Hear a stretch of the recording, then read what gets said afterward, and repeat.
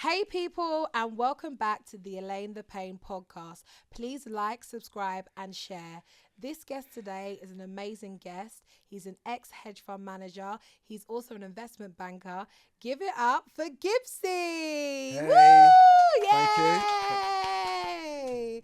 Hello. Hello, Elaine. How are you I'm today? very good, thank you. How are you? Thank you for joining me. It's a pleasure, thank you. Listen, I wanted to get you on here because seriously, I was like, what better man who can come and answer my questions and actually sit in my face and tell me the truth? That's all right, thank you. And I was like, you know what? Gibbsy needs to come on here Yeah, because, you know, we've had interactions on like TikTok and things of that nature. Yeah. And you were the only man to ever chat sense. Like, you were the only man that, you know, I don't listen to no one, but I would listen to you. You know what I'm saying? Thank you. So Thank you. it's a really big thing. So the ethos of this episode is like, why do black people spend more on luxury but have the least in equity? Yeah. And because of your background, well, tell me about your background actually. Born and bred in Harlesden. A long time ago. Yeah. So I'm older now.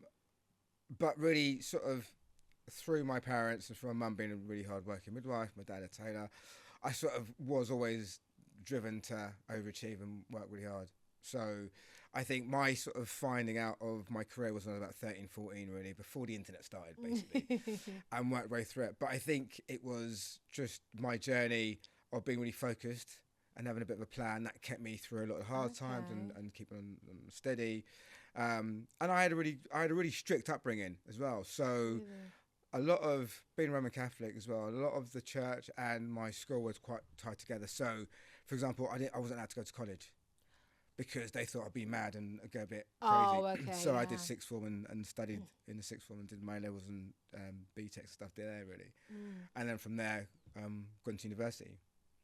So that was my career. But yeah, I found, you know, jumping into working, being one of the only black guys, for example, working in the city was something I discovered later on. And as I progressed through different companies, my colour became really obvious at one firm.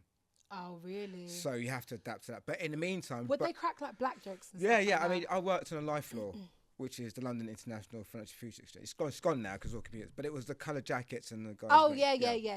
I did before that closed down in 2000, I worked there. And that was obvious because the idea is to put you off your game and to hurl abuse at you. Oh. So it's me and there's only two black guys who worked in that massive arena. And yeah, I got a lot of... To the point where I was like, I don't know what to do. And also... If you fight, you get fined, innit? So you wore jackets. So fights broke out because, you know, No. So it was a very volatile. It was before.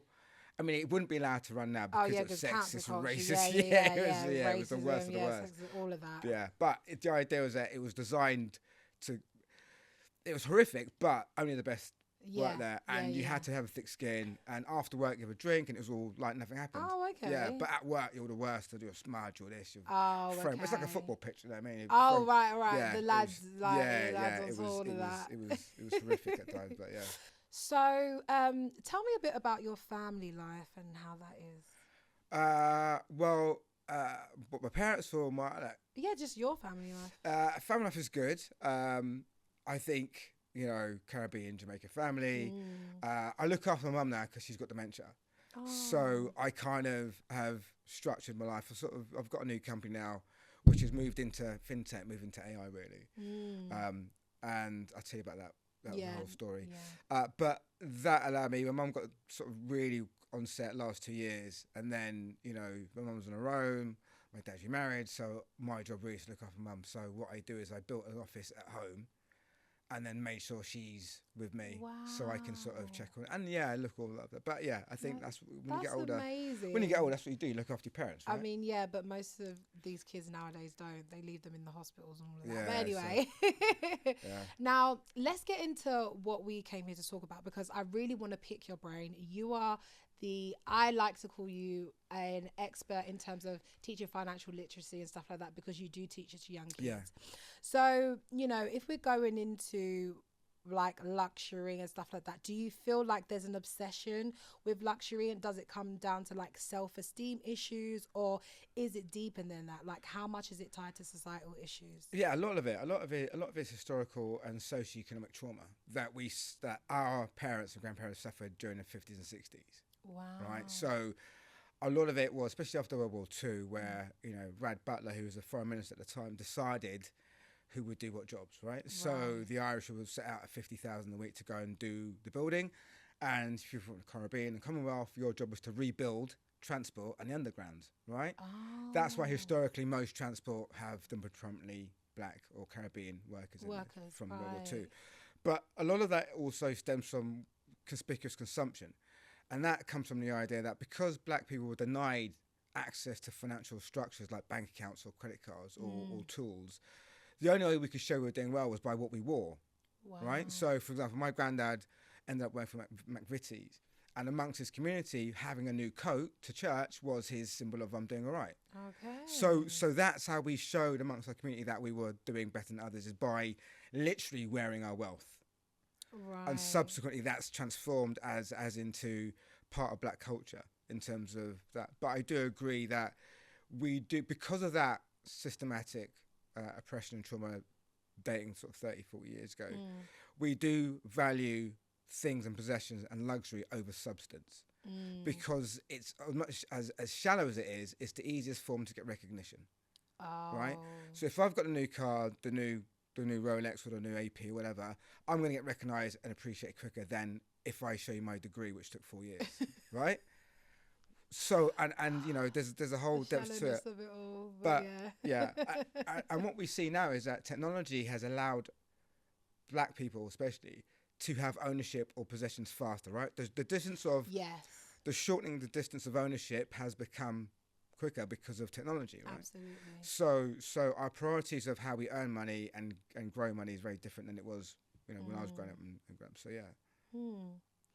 So how much does financial literacy, or lack thereof, play a part into our spending habits? Like, are we being set up to fail financially in our community? Because I feel like even when I'm talking to, you know, black people about financial literacy and stuff like that, none of them really get, you know, that you have to invest your money and stuff. Like, it doesn't have to be much, but investment is really good, and even invested in yourself is really good, but none of them seem to really get a grasp on that. Yeah, again, because what's happened is social media has eliminated the idea of hard work to some degree, right? The graft of it.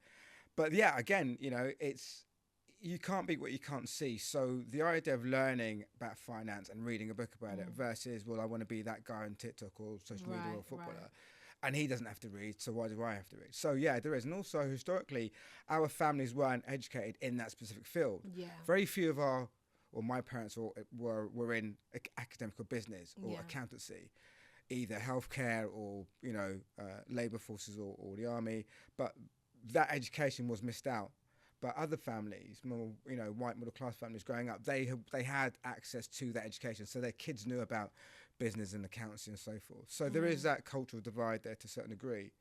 But I think at the same time that social media has made it easier, it's given us great education as well. So I think we should jump that. But again, budgeting, for example, estate planning that we lack knowledge of, things like understanding what credit is, and credit cards.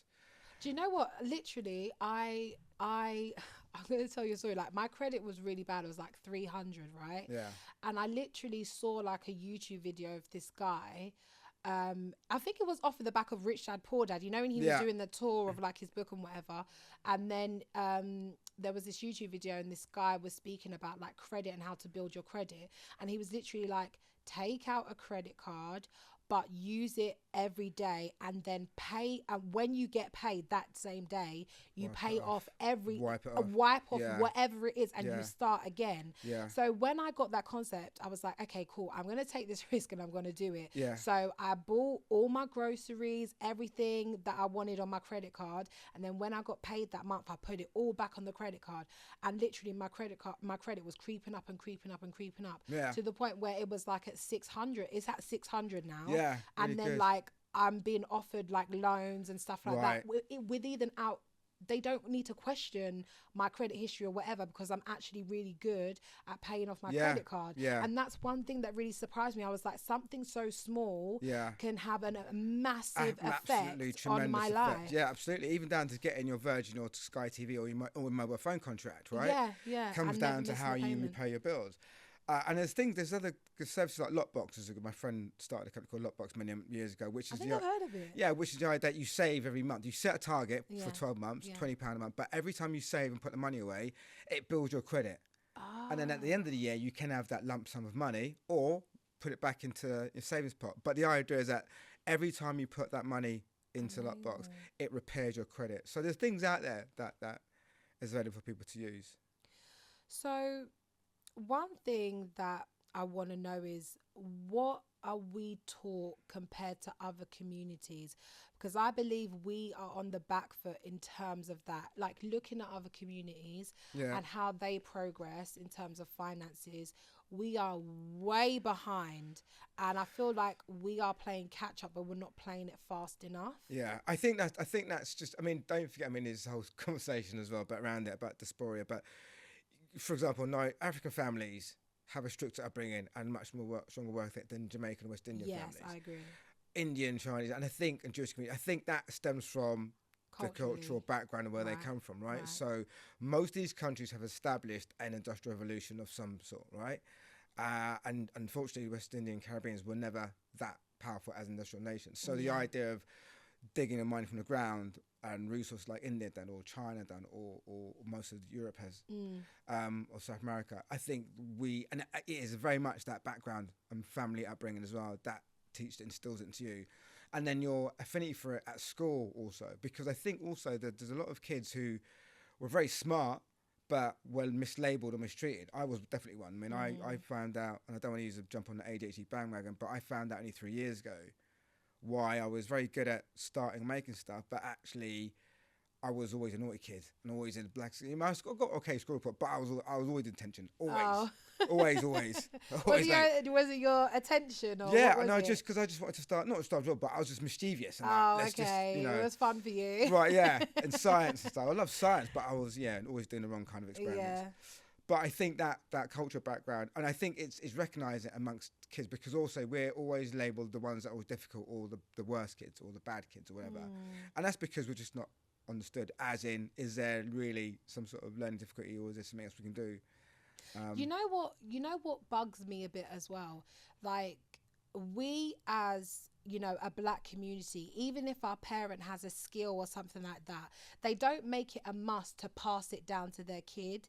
Even if your kid doesn't want to do it, at least they know how to do it. So, and it really bugs me, because it's like, you work in all of these industries and stuff like that, but your kids are kind of whatless because they don't really know. No, it's true. What they're not doing. They're not doing anything. They don't know how to do anything. And so that's a struggle in itself, even for our community. But sitting down and asking these parents, like, why haven't you done that? Because my nan and granddad passed down certain things to my mom that she knows, but she never really bothered to do it with me. So it's kind of like that generation is just missed. Galang, you know what I'm saying? Do your own thing, sink or swim, but again, I think what's happening is that parents, I think my friend Jamie's got a tune out, Viper's got a tune out called I Knew You Before You Was a Nan, right? And it's the idea is that before your mum was a nan, which is the idea that parents now are younger. Then there was a time where, right, when I was growing up, there was this whole epidemic of 16 or 17 having kids. And they're the mums now, and their kids now are in their 15s, 20s. But they didn't know enough because they had kids really early. So I think it's a generational thing. A generation ago, at least, if the children are now 20 years old, their mum and dad, they weren't, they didn't know enough. So you're right, there was this need to pass things down. My dad was a tailor, so my dad had the impression of me that he wouldn't let me go out of the house without looking half decent, because he knew that first impressions really count, right? So that was it. I mean, my mum was just a workaholic, and just like, she was more of an army major. She wasn't, there's no love for her. She was hard as nails. So my dad was the one that was like, you got to do better. So I love that. So how does early financial education help us in terms of getting us where we need to be quicker. Because I feel like if we start from young and start, you know, our kids saving or getting them to understand the concept of investing in something and investing in long term, and you know, you get a reward for it, you know, in the next 3 or 4 years, it kind of makes sense to them. So do you believe in early financial education? Absolutely, yeah. Read.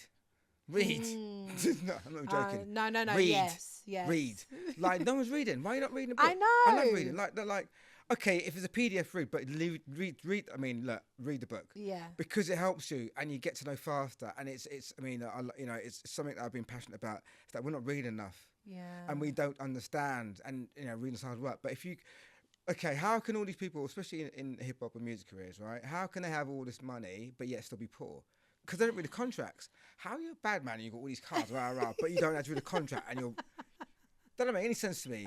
How are you so, and you're flexing all this, but you don't actually read the contract? It's true. And then this guy's going to... So you need to read these things. It's read true. what the contract says. Read how you make your money, Read how you get paid.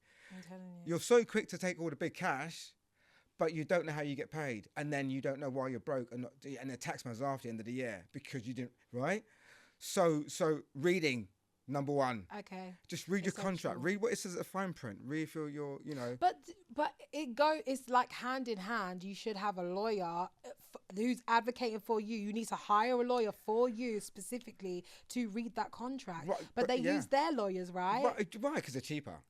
Buy cheap, great. Like, don't. You mean? Stop it. No, but come on. I'd use that investment to go get myself a damn lawyer. Right, you know what I mean? right. You need lawyers to fight your case, but you still need to read about what, you know, have some idea about what it like. You got there's no excuse anymore. No excuse, I can't do it anymore. No excuse anymore why you can't, because you've got all these tools available. AI's there. You don't have to even code.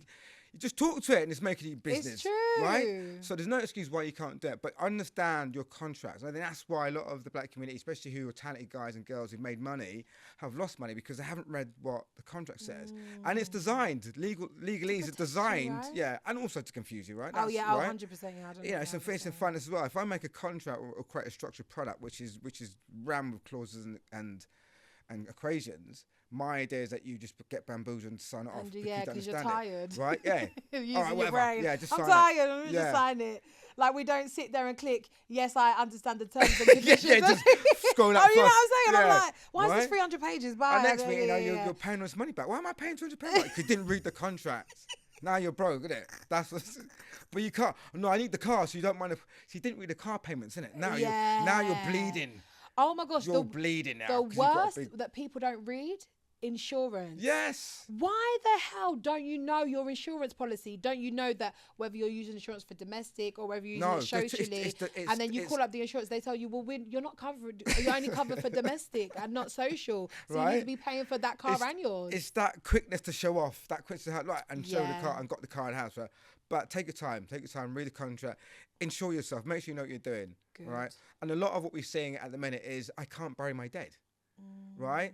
I have to borrow money from aunties and relatives to bury, rather than pay £15 a month to make sure your family, whatever, is insured and covered. These are basic skills that we should be doing right now. Why are we not doing it? Because I don't know. I mean, it's out there. And again, the Smith, the idea that insurance is a waste of money. It's one of the biggest industries in the world. It's not, because you're going to need it. Right? All right, go and crash your car and ruin your phone and mash up your TV and then talk about what your insurance is. Then say it's worth the money, right? Talk about that. It's true. Or you're on your phone. It's not. Wait, this is how you generally build wealth. That's how you insure yourself to be in a good position because you're covered, right? Right. It's not a waste of money. Right. But doing without and having to buy again, that's a waste of money because you should have done it the first time. Exactly.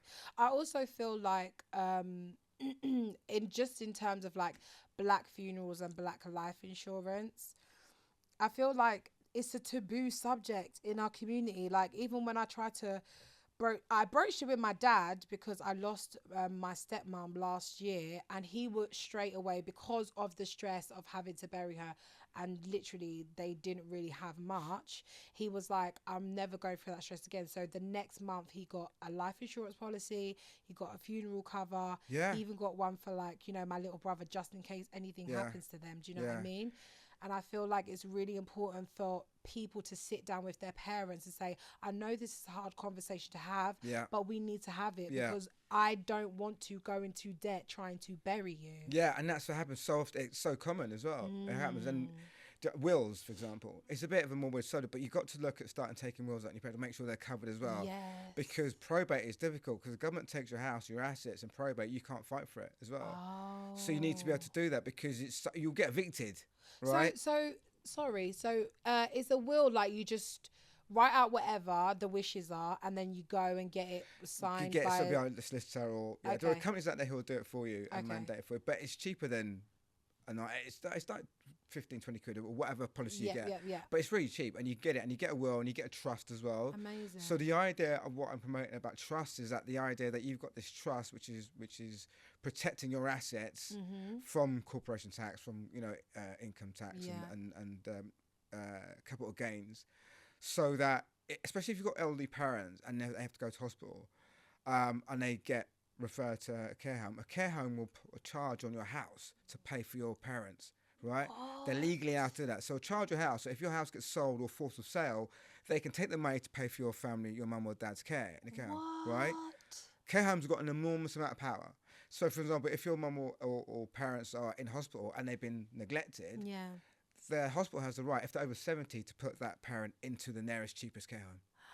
If they're because there's no one's claiming, there's no next of kin, right? So you need to make sure that the will and your trust for your assets is protected. So therefore, there's no inheritance taxes. Wow, this is a lot. This is a lot that everyone has to think about. But I think it's a great conversation to have.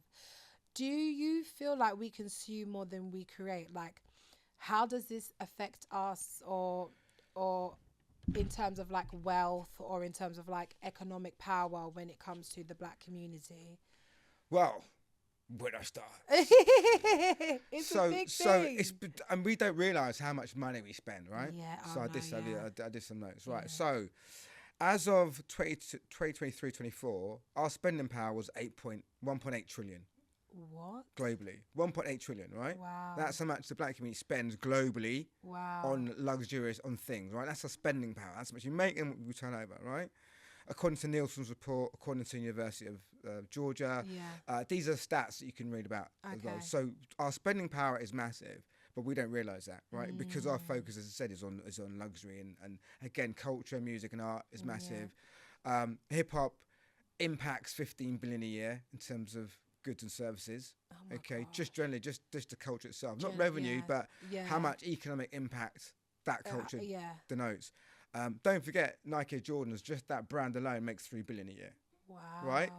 For Nike and for Michael Jordan, right? So there's again, we consume all this, right? We're the biggest consumers of luxury car products and in the world. Like luxury brands love us because they don't need to advertise as much as long as there's a hip hop song that has got my car or logo in it. I'm doing all right. But then doesn't that speak to us?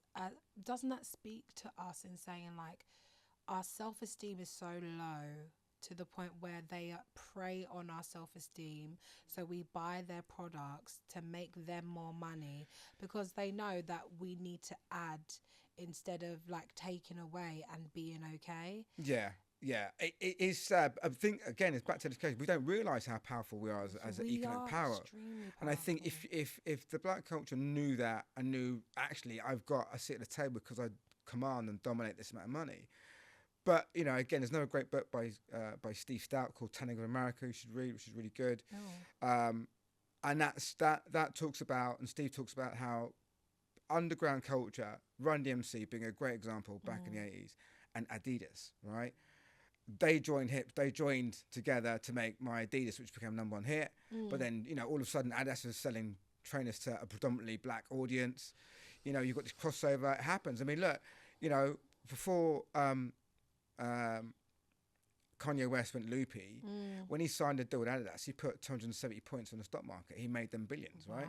So there is commercial culture that needs Black inventiveness, absolutely. right? It happens, and it happens. It's for that time. It's just realizing that we need to read a contract, understand what we have, and make a decent deal and educate ourselves.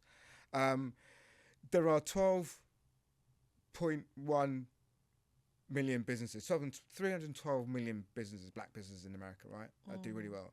And they make 206 billion in revenue, right? Wow. So there is economic power there. We are doing a lot. We are doing a lot. It's just realizing that we're doing this and making it stand out. Wow.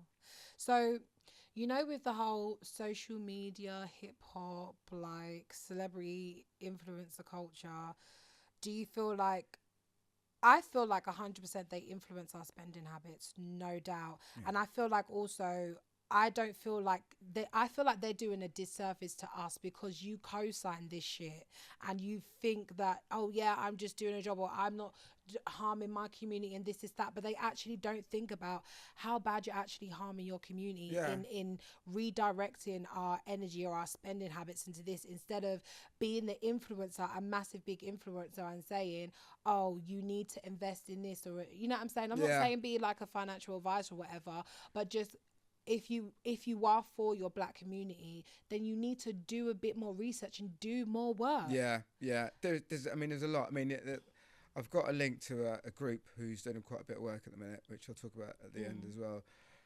But again, it's education. You know, they don't really know. And I think if you've got these platforms and you're able to do that, but it's money talks, Elaine.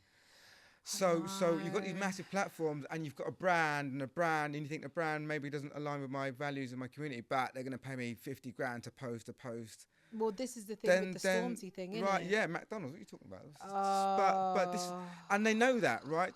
Because they money talks, and they're going to leverage that to the hill. Because as a community, they know, well, actually, there's not much understanding in that community. I know that if I put a big check in front of you, you're going to bend, right? Because you don't know how the value of it, because it's right, and the idea that if you know your value and know how to build a business and how to structure and how to know how money works, you're not going to be swayed.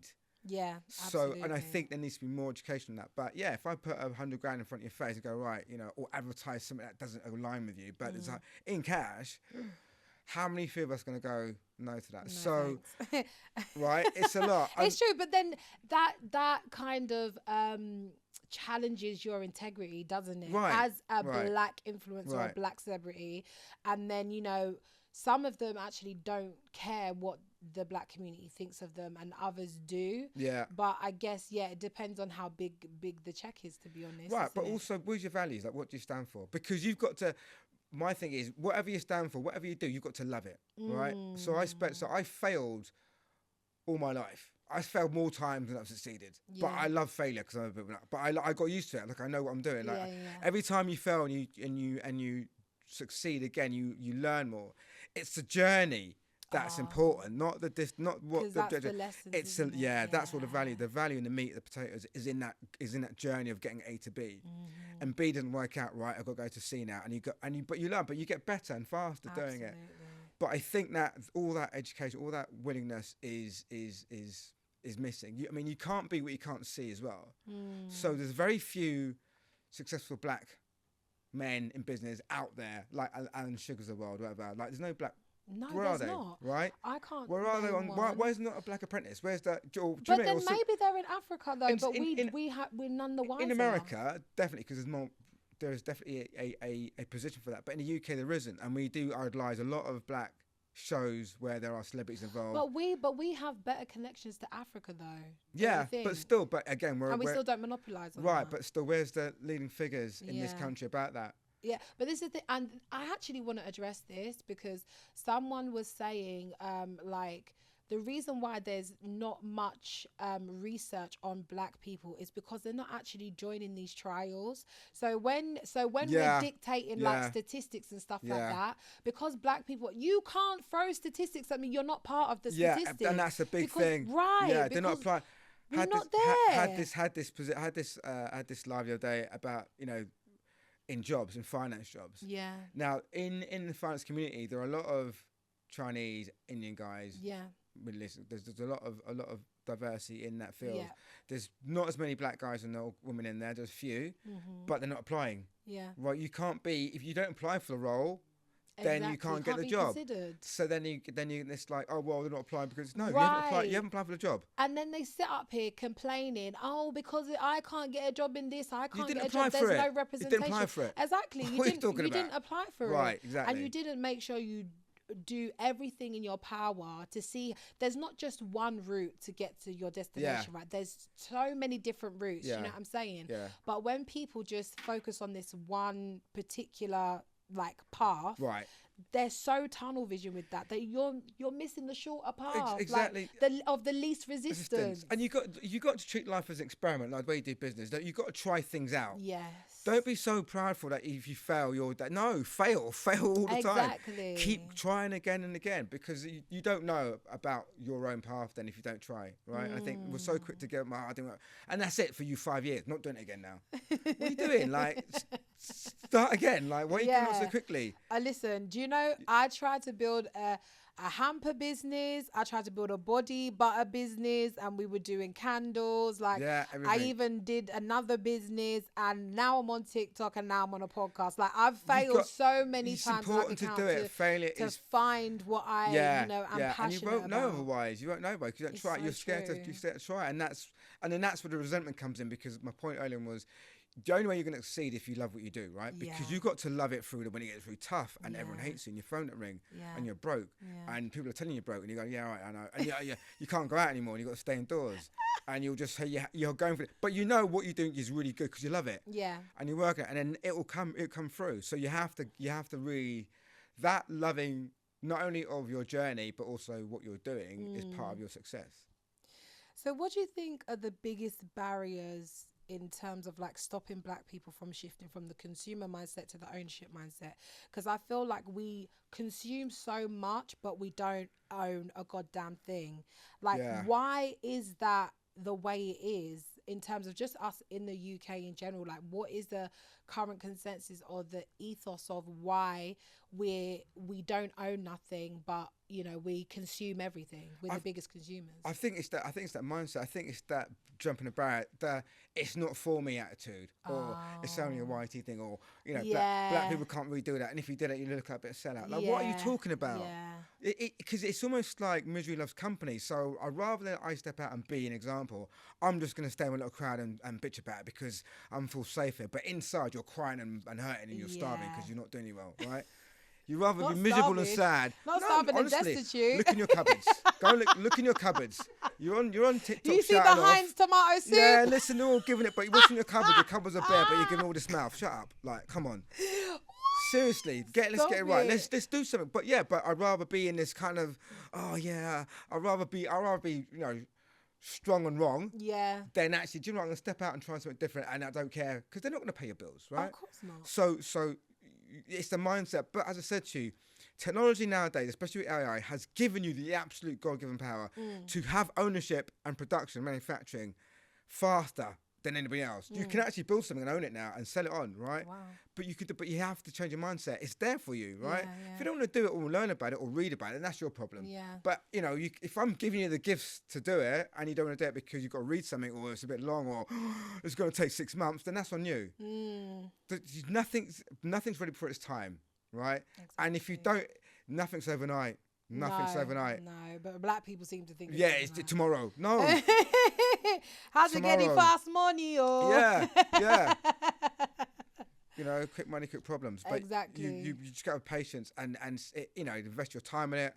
It's valuable. But I think, again, we're not investing our time in it. We think it's overnight.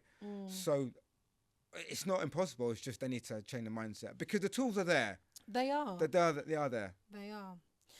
So in terms of like practical steps then, what can individuals take to start building like real wealth instead of just looking rich? Because I do feel like right now we are trying to learn. I feel like the people that I do come into contact with, especially on TikTok and stuff like that, they are thirsty to learn. It's just that the way they digest the information or the research, it just needs to be in bite sizes. So it's like, how can we start building real wealth and not just pretending that we have it? I think people need to start so I've got a saying: if you can relate, you can communicate. And if you can communicate, you can educate. Ooh, right? love that. So if I can relate to you in any way, then I can start to communicate to you. Yeah. If I can communicate, then I can start to educate you. So I think we've got to start there and the ability to relate to communities and relate to people without them feeling that, oh, well, you know, I'm just an idiot or you know, demoralising them or making them feel or making them feel ashamed. There are communities out there. There's a community that I'm looking into, what I think everyone should look into, called the Community Development Financial Institutions. Okay. All this information I'll put on. Amazing. Yeah. We'll put it but up. there are groups out there that help people do courses and learn slowly but surely. Amazing. And also, don't be ashamed to be a mature learner, right? Don't feel, well, I'm too alone. That's the wrong mindset. And I think that's the mindset that's going to get everyone in trouble, right? You don't have to be 25 or 23 to learn again. You can be in your late 40s and 50s, and I know people doing PhDs in their 60s. Oh, wow. Right? So the idea of learning, because that's the only way you're going to get out of your situation, is by learning how things work and how the system works and why if I do that happens and so forth. I absolutely agree with you there, because I feel like some people feel like they stop learning when they leave university or stuff like that, and then when they get into a job, they get trained up in the job, and then they're like, okay, cool, this is just me maybe for the rest of my life, or if I move on, I'll get trained up in another job or whatever it is. And that's kind of how we've been taught to live life. But if you actually want to, this is how I say, if you actually want to make real money, you need to have skills in your arsenal, in your toolbox, in your bag, that you can pull out in interviews and be like, well, I took a course for this, I'm aware of this, I'm a data analyst, or, you know, I can do bookkeeping or something like that. And you can go online and do these courses. So when you do go to interviews, you can put on your CV, oh, you do bookkeeping? Yeah, I do bookkeeping. It's really good for admin and stuff like that. Yeah, absolutely. And they can use that skill set, or they can even teach you to build on that skill set. And I feel like a load of people don't know. They just like, oh, I stopped working at, you know, university or whatever. I mean, I stopped learning and whatever it is, and that's just the end of it. When I don't feel that way at all. There's loads of free courses as well that are certified, that give you a certification that's warranted amongst institutions. Okay. And that personal development, right? So do a 6-week course, get a certification, and you can add that to your CV. That's 15 to 20 grand more on your earnings, wait. Say that again, because I really want the people to hear, because this is how you level up in life, okay? Right. This is how you level up. So there are personal development courses which are certified by institutions and boards that mean that if you do this course, which is free by the way, you can use that as part of your certificates, right? Okay. And then when you go for a job, you can, you know, especially on LinkedIn or whatever, you can certify that, and that could be 15 grand more. Wow. So the average person who who personally develops every year only stays in their job for maybe 18 months, maybe 2 years, but they're jumping up 15, 20 grand for each job, right? Wow. So, you know, you have 3 careers maybe in your lifetime, right? For the average person. If they're lucky. But then you can go from earning 28, 30 to 70, 80 grand, 90 grand by doing your CB courses. Wow. And then going to firm. If it says assistant director, apply for it. Yeah. Don't think you can't be. If I'm a supervisor, go for a director position. Yeah. Go jump up. You have to start having the confidence to jump up, because if you're just going to apply for the same jobs that are in your bracket all the time, you're never going to learn. Exactly. And you're not going to grow. Exactly. Now you're the same assistant manager for 30 years. Oh, God. Get me out of there. What are you doing? Not saying it's a bad job. I'm not saying. I'm just saying. No, if you're ambitious and you want to grow up your skill set, love. Up your skill set, and then go for a job that you know is way beyond your... Don't think that. Just try it out. If it works, it works. If it doesn't, it doesn't. But apply for it, because the chances you will get the interview. And then the interview is just down to you and how you are and how you communicate with the person interviewing you. But the idea is you jump up, and that's how you jump up. That's how people can go from these massive positions. So just lastly, in terms of resources, do you have any resources that you can share with us here? Well, I've got a self-plug on my TikTok Gibbsy page. Ooh. I've got some books I've done, guides, which are helpful, which will help people to understand the basics of how the stock market works, how finance works, and all the stuff I've talked about today. But also, as I said, I'll put the links for the Community Development Financial Institutions. Amazing. And they're a group in the UK and US of banks and services that help minorities and people in difficult circumstances learn up, right? So finances, courses, holistic support, access to loans and grants. important. We need that. Right? So all because that. a load of us yeah, miss out on money yeah. because we don't have access to Yeah, that at and all. that's a big thing. Although, you know, Or we don't know how to do proposals either. yeah, which is yeah. some, that's Well, the again, big that's on thing. the business plans on my TikTok page. Oh, amazing. So all these are there for people to learn how to do it, right? Amazing. And once you know how the blueprint works and you try it out, you'll see how fast you get. The fact is, we just don't know. Yeah. That's the only problem. We don't have access to knowledge that can help us. That is the only problem with the black community at the minute. Is just not knowing how to do things in the right order. Right. Once that's mastered, then again, we spend trillions a year, right? So we've got to know how. It's just how do we execute it. Listen, it has been an absolute pleasure having you Thank on you. here. I love And being you know here. what? I've learned so much. Thank you. Well, I hope so. A lot. Yeah. So, it's been great. Thank you. Thank you for having me. Cheers. Guys, thank you for joining us today. Please like, subscribe, and share. And I'll see you next time. Bye.